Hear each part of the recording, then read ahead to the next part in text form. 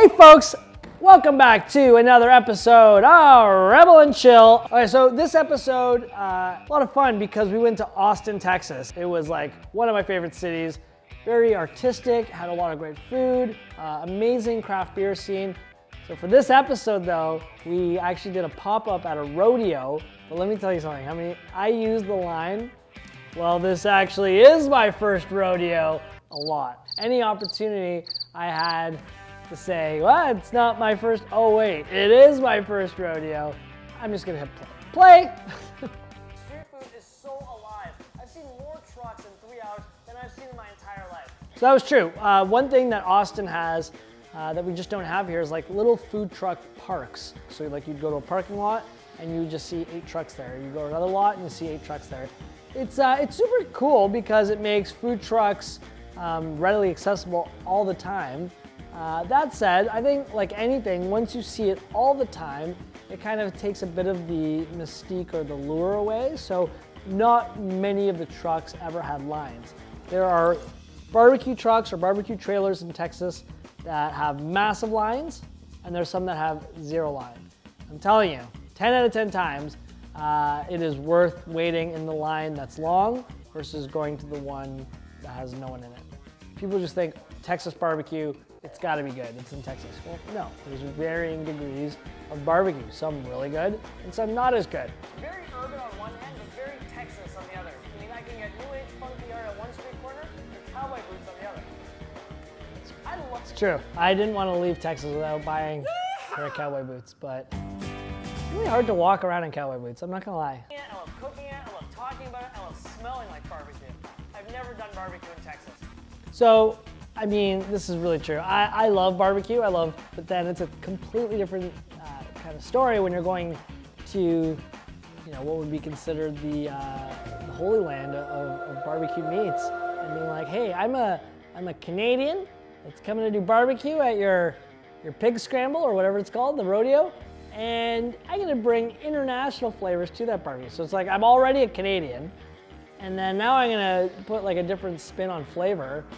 And like, people were legitimately, like when I was telling them this, they were like, ooh, be careful. I was like, what do you mean be careful? Like, I don't know, people are very passionate about their barbecue here. But what was great about Austin is while we were there checking out some of the food trucks that weren't necessarily barbecue, we realized there were some amazing cultural flavors that were going on there.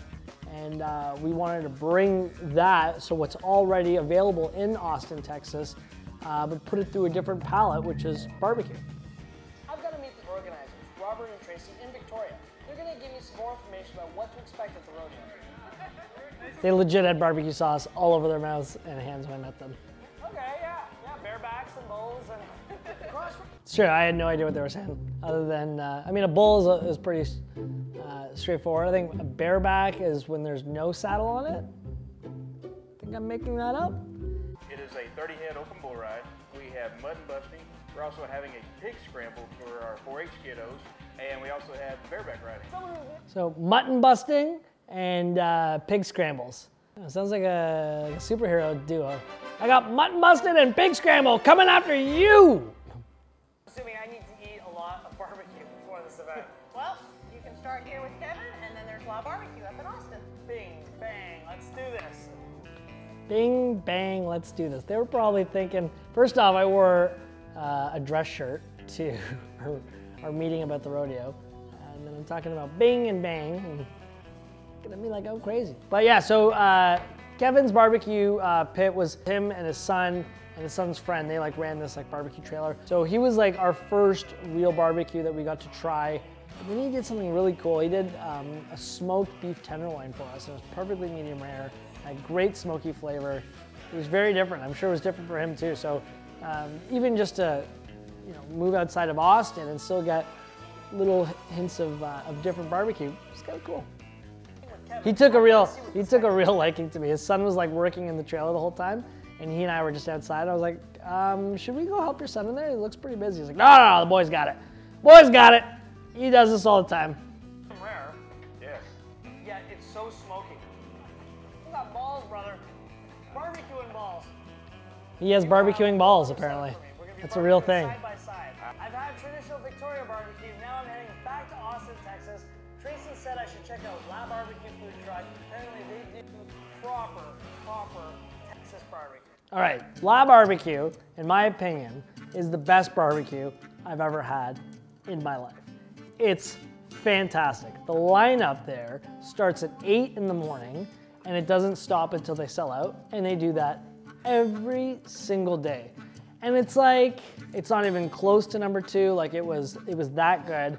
And in talking to the team there, you really realize like it's a labor of love. Like there's one guy, their head pit master, he does most of the setup and most of the fire and most of the seasoning and rubbing and just the alternating of what protein is going where in the chamber. And it's just super impressive to see their setup and their operation, because then you actually try the food and you're like, oh man, this is fantastic. Like look at all the briskets. Dude of La Barbecue. La dude of La Barbecue. La dude of La Barbecue. Yep. I'm starving. I'm here for some barbecue. Then took a massive beef rib, threw it all on the butcher paper. I was stuck with 9. Here's the thing, I don't think they actually, maybe they do serve it this way, like right in front of you like that. Maybe he was just hamming it up for the camera, that's fine.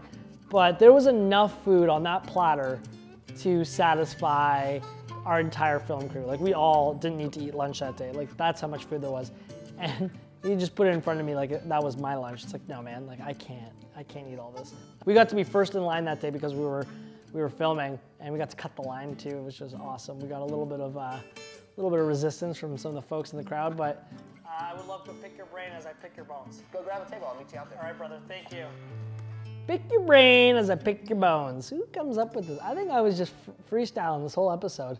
Started off kind of low. If you start off too hot, the fat that's in there is going to seize up and just turn to rubber, and it won't ever melt away. So you're trying to very gently take it up to temperature. Which is so funny because that's actually the opposite that I'd heard from most barbecue pit masters. A lot of them would say, start your smoke off really, really hot and then bring it down. He was saying kind of the opposite, where you start it low to melt off the fat. But his was light years better than most of the brisket I've ever had in my life. Not all the brisket I've ever had in my life. So clearly he's doing something right. Let's do that. Let's do tips. Probably your best plan of attack would just to be keep it real simple. Simple. Uh-oh. Real simple. Uh-oh. You realize like how passionate everyone is actually about barbecue to them, and you gotta kind of be sensitive to that. So I was a little worried at this point, because even though he's only like the second person we actually see on camera here, like he was actually like the 10th or 12th person that I had talked to about this event, and they're all like, keep it pretty simple. Like don't go too weird. Style of smoking. You cannot fake that. It's either you have it or you don't. Absolutely, it's more of a process than a recipe. I like to compare it. I couldn't agree more with that comment. Barbecue is actually more process driven than recipe driven, because a lot of them, it's like, if you looked at the recipe of barbecue, it's like, take your brisket, rub it with salt and pepper, let it cook for 12 hours. That's the recipe. The process is, what kind of wood are you using? How open is your damper? What temperature are you keeping your chamber at? Is that alternating? Is it fluctuating? Is it staying in one place or moving? How often are you replenishing your wood? Do you ever have to replenish your wood? Are you using big chunks of wood, small chunks of wood? There's just where in the chamber are you putting your meat? Where are the hot points, the low points? It's like there's so many different factors and variables to think about when you're doing barbecue. The recipe is really just like one small component of it. This is the spices what you use actually. I mean, I just did that for fun, and they kept it in, and they looked at me like I was crazy. I don't know if you need to see it again, but I literally snorted the spices off the plate. So my dry rub is going to be a combination of salt, pepper, smoked paprika, turmeric, cumin, and some great lemon ginger. So ginger, turmeric, cumin, definitely 3 spices that are never in barbecue. And they are very, what's the word? Flavorful, but distinct. Like, there's no reason why you would take a bite of something like that, take a bite of, traditional barbecue and be like, oh, these taste the same.